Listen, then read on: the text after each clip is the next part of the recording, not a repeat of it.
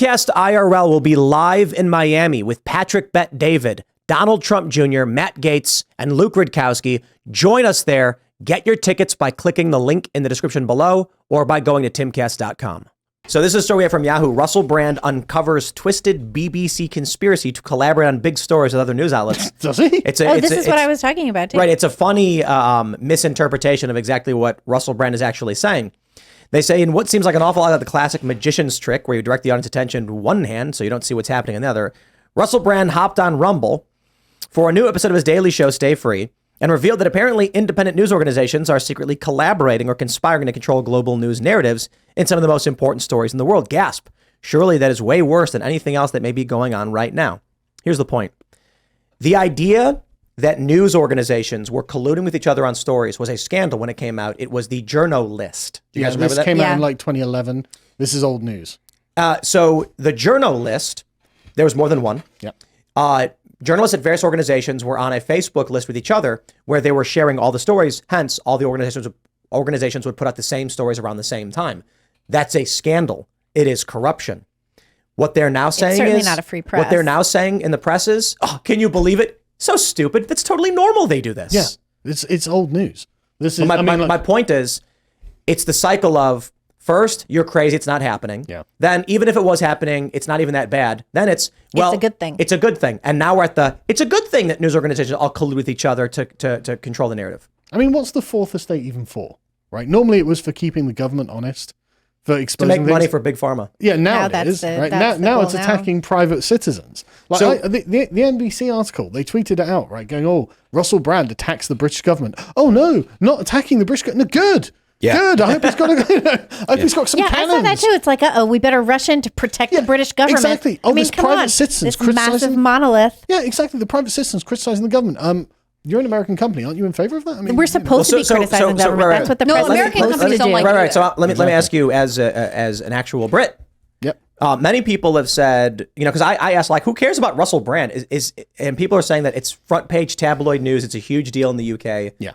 Break it down for us. What it's like in the UK. I mean, it was literally on one particular day, every single paper, whether left wing or right wing, had Russell Brand as a rapist on it. But why Russell? Is he really that big in the UK? No, not really. Right? So why? No, he's not. The thing is, there are a lot of things here, right? So Russell Brand is famous in the UK, but he's not on TV anymore, right? He hasn't been on TV for just a while. Reruns, right? No, not even reruns, because Russell Brand got really famous in Britain probably about 20 years ago, something like that, doing a show called Big Brother's Big Mouth, right? He did a bunch of other stuff, but this was the one that I think it's the most notable. And the thing is, that's not the sort of thing you do reruns on, because it was a commentary on Big Brother, the TV show that was on. So, you wouldn't rerun. He was just commenting on a reality show? Yeah, exactly, right? He was always meant to do podcasting. Yeah, right. He probably was. This was before podcasting even existed. Exactly. Right? And to be honest with you, right, I don't really like having to defend Russell Brand, because he is fucking annoying. Right, he was right, because we only had four TV channels, and channels 1 to 3 were really boring, right? And so you're like 17, 18 years old, you got to watch channel 4. Oh, it's Russell Brand. He's so annoying. He was just insufferable. But I have to say, he has changed a lot. He has matured. And actually, I've been watching his content recently. Actually, it's quite consumable, right? And possibly because I agree that he's right on the general thrust of his message, which is, of course, anti-establishment, like the rest of us. Yeah. And so good. I'm glad that he's sort of come over to this side.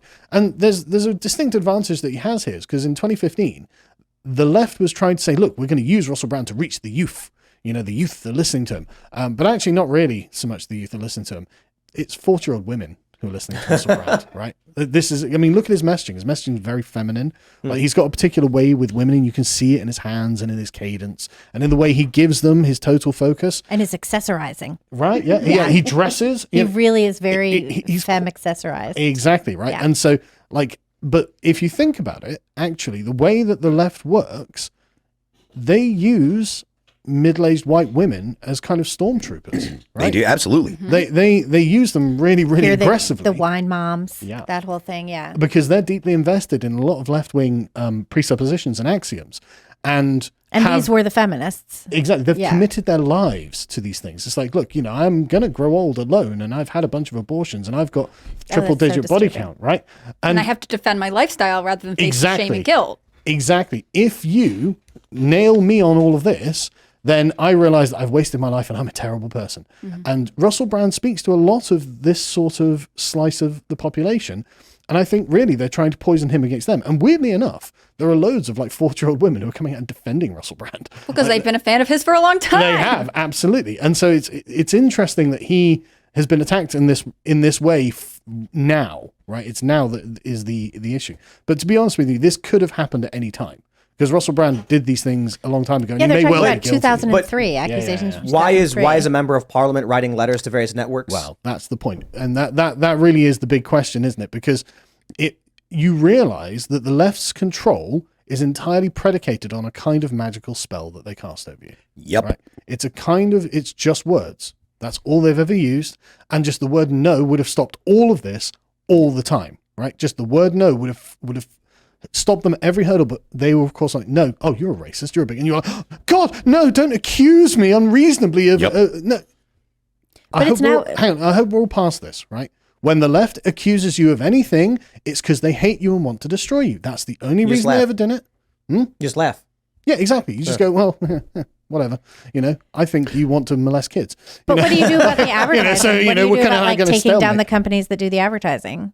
A lot of Rumble exists on advertising revenue. No, it doesn't.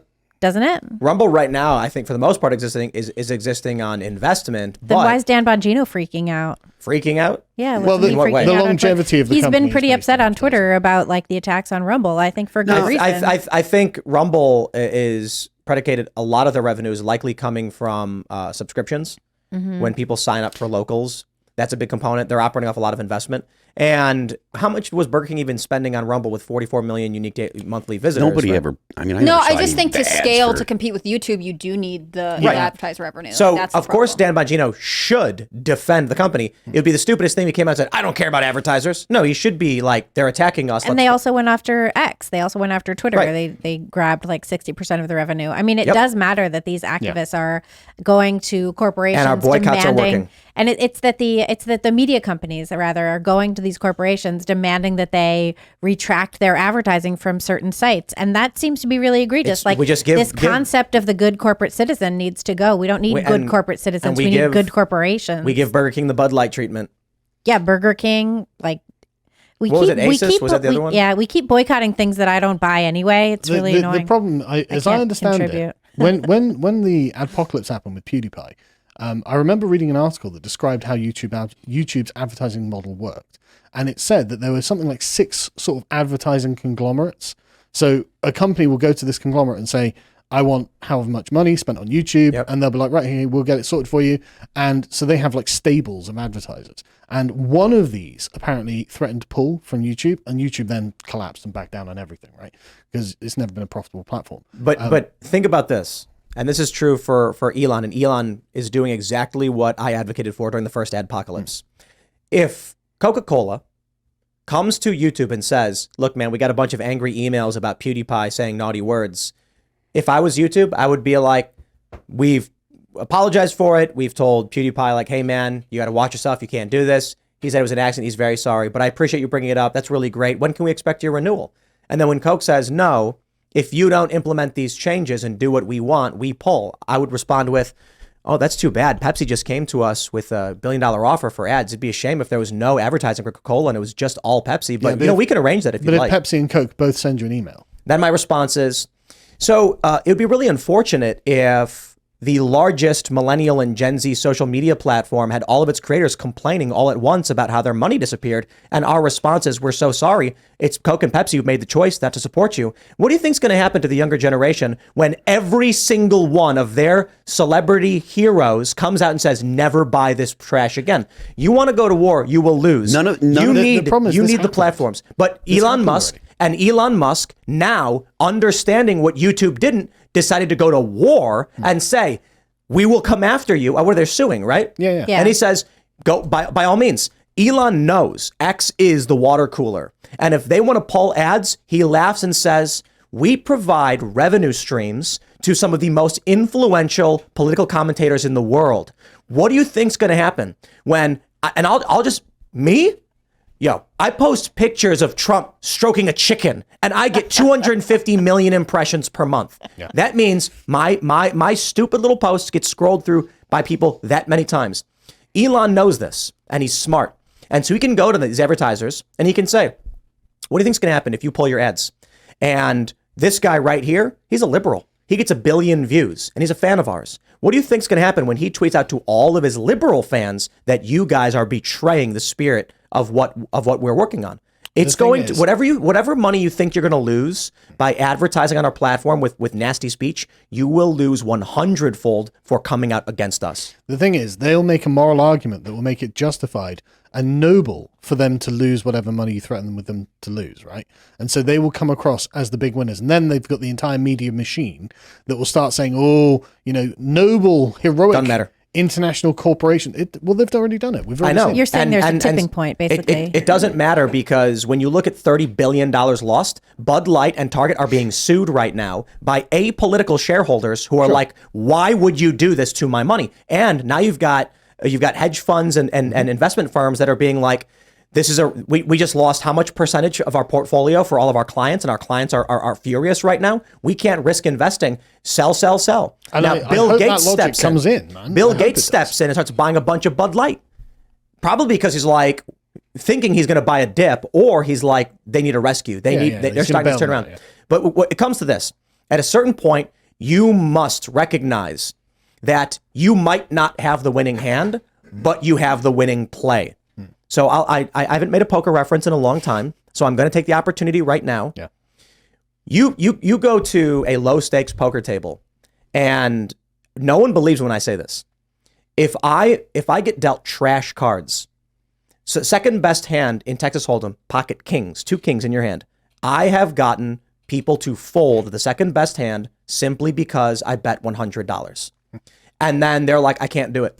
It doesn't matter if I have an 80% chance to win. I don't want to lose $100 in one hand, and they will fold. And then I'll flip over 7 deuce, the worst garbage hand, and I'll say, I know I'm going to lose, but I can put pressure on.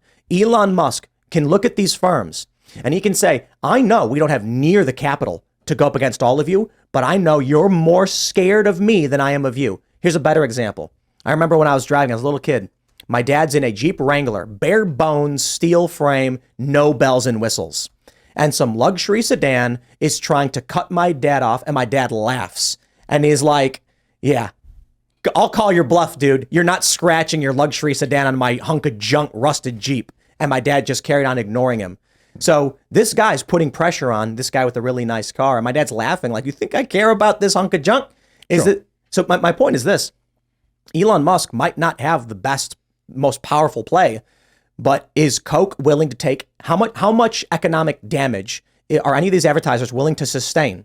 Because Elon's like, it's my existence. I have no choice.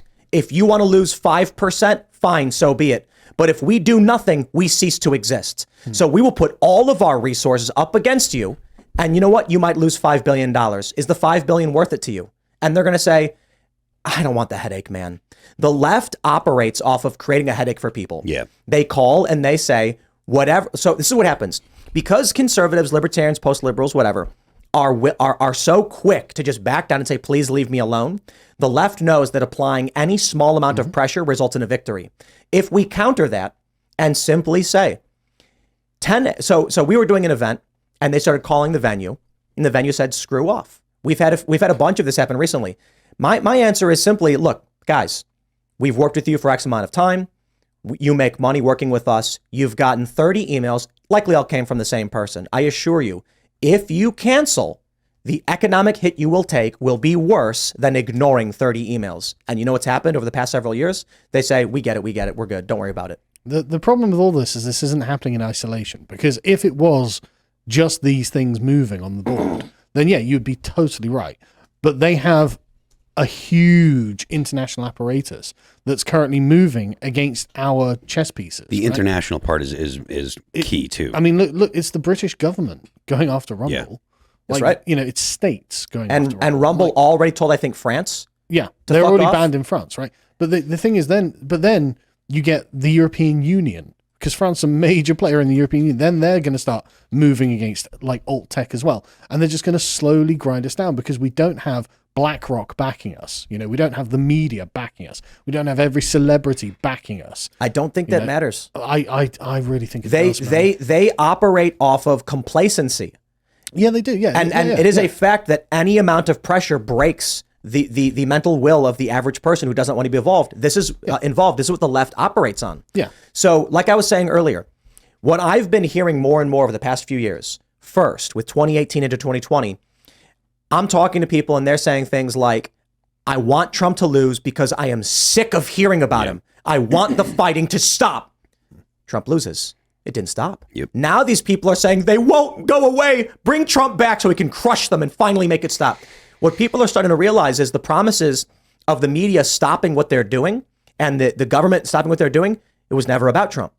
And so now the attitude is Trump's not even president. Biden's screwing up across the board. We've got war and crisis, and they're continuing the pressure and the conflict. Why won't it stop? Trump says, I'll make it stop. And now people are starting to say, fine. The normie doesn't want to be involved. And the left used that to their advantage to get them to side with them.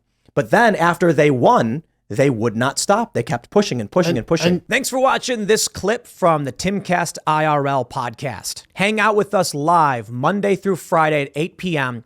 and become a member over at timcast.com for uncensored, members-only shows exclusive. Thanks for hanging out, and we'll see you all next time.